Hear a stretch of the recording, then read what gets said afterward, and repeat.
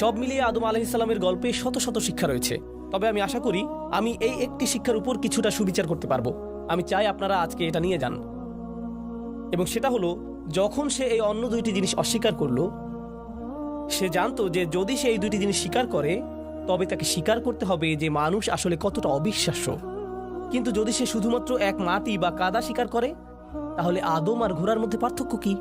আদম এবং একটি গরু এবং বানরের মধ্যে পার্থক্য কি? তারা খায়, সে খায়, তার আশ্রয় পায়, সে আশ্রয় পায়, তাদের বাচ্চা আছে, তারও বাচ্চা আছে। সে শুধু একটি বিবর্তিত প্রাণী। ওকে, সব ঠিক আছে। সে শুধু বড় দুইটি পায়ের উপর দাঁড়াতে পারে। এটা এমন কি বড় ব্যাপার? সে শুধুমাত্র একটি বিবর্তিত প্রজাতি, এর বেশি কিছু না। তার কাছে আর বেশি কিছু নেই। তাই শয়তান নিশ্চিতভাবেই ইচ্ছাকৃতভাবেই আমাদের অস্তিত্বের তিনটি বৈশিষ্ট্যের মধ্যে অন্য দুইটি বৈশিষ্ট্যকে অস্বীকার করে। যদি সে ওই বৈশিষ্ট্যগুলোকে মেনে নেয়, তবে তাকে আল্লাহ তাআলার তৈরি আদমের আধিপত্য স্বীকার করতে হবে। সে মানুষকে ঘৃণা করে, সে আল্লাহকে আমাদের এই অবস্থান দেওয়ার জন্য দোষারোপ করে, এবং তাই সে প্রতিজ্ঞা করল। এর জন্য সে শুধু আদমকে ব্যর্থ দেখাতে চায় না, কারণ আপনি জানেন যদি আপনি আদমকে ঘৃণা করেন তাহলে চাইবেন আদমকে জান্নাত থেকে বহিষ্কৃত করতে। আপনি এটাই করবেন। আমি আমার প্রতিশোধ নিয়েছি, আমি এখন ভালো বোধ করছি। কিন্তু না, শয়তান ভালো বোধ করলো না। এখন আমি তার সন্তান, তার পরিবার, তারও সন্তান, তারও সন্তান, এভাবে সমস্ত মানবজাতিকে বারবার ধ্বংস করে ফেলতে থাকব। তার ভিতরে প্রতিহিংসা যায়নি। প্রতিশোধ নেয়ার পরে সে ভালো বোধ করলো না, সে একটুও ভালো বোধ করলো না। তাই ব্যাপারটা হচ্ছে, সে যেভাবেই আমাদের ক্ষতি করুক না কেন, তার এখনো আমাদের অনেক কিছু ক্ষতি করার আছে। এখন আমি আমাদের আজকের সবচেয়ে গুরুত্বপূর্ণ বিষয়ে প্রবেশ করছি। কোরআনের এই আয়াতগুলো থেকে যে একটি বিষয় আমরা শিখব, যে ইবলিস কখনোই চায় না মানুষ কোনো বিষয়ে স্বীকৃতি পাক। এবং তার অনেকগুলো সাফল্যের মধ্যে একটি বড় সাফল্য হলো যদি সে আপনাকে এবং আমাকে বোঝাতে পারে যে আসলে আপনি যোগ্য নন। বর্তমান বিশ্বের সবচেয়ে বড় সংকট একজন মানুষ হিসেবে নিজেকে সম্মান করার জন্য নিজেকে মূল্যায়ন করা। আজ সমাজবিজ্ঞান জগতের মানুষ সমাজবিজ্ঞানে, মনোবিজ্ঞান জগতের মানুষ মনোবিজ্ঞানে, বিশ্বজুড়ে পরিবারে এমন লোকদের সংকটের মুখোমুখি করা হয় যারা নিজেদের মধ্যে কোনো মূল্য দেখতে পায় না। আগে আমি একটা চাকরি করতাম, কিন্তু আমি এখন অবসর নিয়েছি। কেউ আমার মতামতকে গুরুত্ব দেয় না, কেউ আমার মতামতকে গুরুত্ব দেয় না। আমি জানি আমি মূল্যহীন। আমি সারাদিন ঘরে বসে থাকি, আমার ছেলের চাকরি আছে, আমার মেয়ে কলেজে যায়, আমি এখন শুধুই অকেজো, আমি সবার উপরে বোঝা হয়ে গেছি। বাড়িতে একজন বৃদ্ধ লোক বসে বসে সারাদিন চিন্তা করতে থাকে যে তিনি সম্পূর্ণ মূল্যহীন। আমি যা করতে পারি তা হলো মসজিদে যাওয়া এবং ফিরে আসা, কিন্তু আমি আমার ভিতরে এই অস্থিরতা নিয়ে বেঁচে আছি। এর চেয়ে ভালো হতো যদি আমি মরে যেতাম। সে এই চিন্তাগুলোর ভিতরে ভিতরে করতে থাকে, কিন্তু সে বলে না। কখনো কখনো তিনি এমনটাও বলেন যে সে সম্পূর্ণ অপদার্থ হয়ে বেঁচে আছে। এমনকি একজন যুবক তার যোগ্যতা নিয়ে কটাক্ষ শুনে বেঁচে থাকে। সে ভাবে আমার ভাই স্নাতক করেছে, আমার চাচাতো ভাই চাকরি পেয়েছে, বাকি সবাই ভালো করছে, তিনি ইতিমধ্যে বিয়ে করেছেন, আর আমার দিকে তাকাও, আমি কিছুই পাইনি, আমি এইগুলোর কোনোটাই সম্পূর্ণ করিনি। আমি এতগুলো বছর নষ্ট করেছি, আমার এটা করা উচিত ছিল, ওটা করা উচিত ছিল। সবাই আমাকে বলে আমি একজন পরাজিত, আমি অবশ্যই একজন পরাজিত।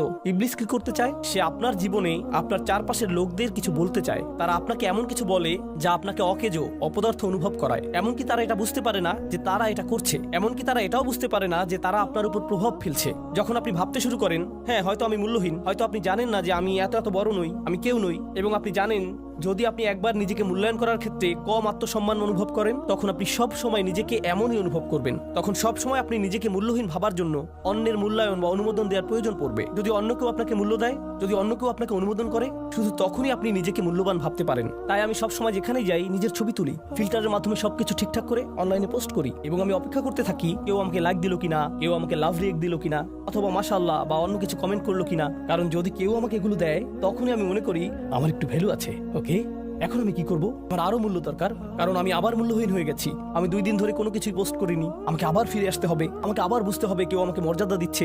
যখন আপনি নিজেকে নিজের মূল্য দিবেন না, তখন আপনি সব সময় অন্য জায়গা থেকে মূল্য পেতে চাইবেন। সব সময় চাইবেন অন্যরা আপনাকে মূল্যায়ন করুক, সব সময় অন্যদের কমপ্লিমেন্টের জন্য তাকিয়ে থাকবেন। যদি কেউ আপনাকে দেখে কিছু না বলে, আপনি তাকে বারবার জিজ্ঞেস করবেন আপনার কি মনে হয় এই বিষয়ে, আপনার ওই বিষয়ে কি মনে হচ্ছে, আপনি এটা নিয়ে কি ভাবছেন, আপনি ওটা নিয়ে কি ভাবছেন। কারণ আপনি অন্যদের মতামত ছাড়া নিজেকে অপদার্থ মনে করেন, এবং এভাবে আপনি ভয় পান। এবং যখন আপনার কম আত্মমর্যাদা থাকবে, তখন আপনার কোনো অধিকারের ব্যাপারে আপনি ডিল করতে পারবেন না। আপনার চারপাশে লোকজন যা বলবে তাই, তারা আপনাকে অপমান করবে, এবং আপনি মাথা নাড়বেন যে হ্যাঁ এটাই তো, আমি তো এরই যোগ্য, কারণ আমি তো ময়লা, কারণ আমি তো মাটি, আমার তো এর চাইতেও খারাপ কিছু পাওয়ার কথা ছিল। যাই হোক না কেন, মাঝে মাঝে এমন কিছু মানুষ আসে এবং বলে, তুমি জানো তুমি তো কুকুরের চাইতেও খারাপ আচরণ ডিজার্ভ করো, তোমার তো খুশি হওয়া উচিত যে আমি তোমার সাথে এমন কোনো আচরণ করিনি, তুমি তো ভাগ্যবান যে তুমি এর চাইতে ভালো আচরণই পেয়েছো। এবং আপনি যদি এই ধরনের কথা অনেকবার শুনতে থাকেন তখন কি হবে, আপনি এগুলো দ্বারা প্রভাবিত হতে শুরু করবেন। কারণ মানুষ যদি প্রথমে কিছু প্রত্যাখ্যান করেও যদি সেগুলো অনেক বেশি সময় ধরে শুনতে থাকে, আপনি এর দ্বারা প্রভাবিত হবেনই। আপনি এগুলো আপনার ভিতরে দেখতে শুরু করেন, আপনি আপনার মধ্যে অন্যদের জন্য এমনকি নিজের জন্য বিদ্বেষ তৈরি করতে শুরু করবেন, এবং তারপরে আপনি কেবল আপনার ভিতরে এই প্রতিশোধ সবসময় অনুভব করবেন।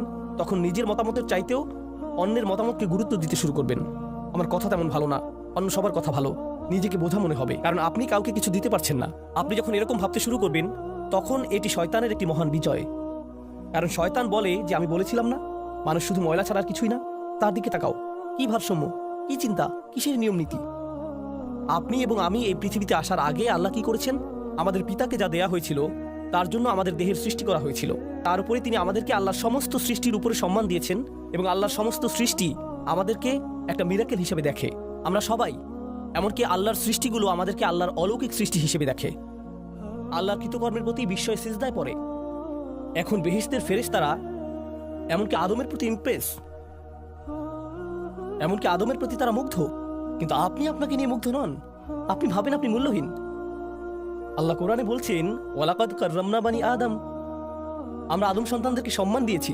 আপনি জানেন এটি আমাকে কি শিখিয়েছে? আমাকে অন্য কারো কাছ থেকে বৈধতা খুঁজতে হবে না, আমি কি করেছি তা দেখতে পারি।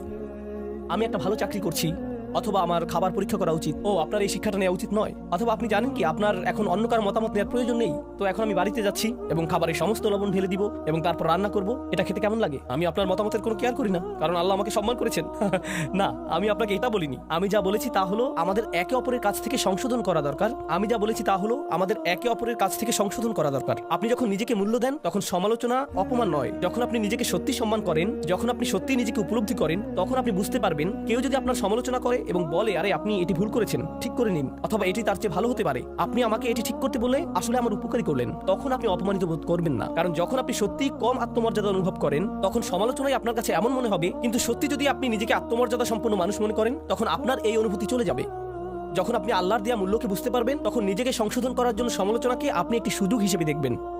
তখন এটা আপনার কাছে অপমানজনক হবে না।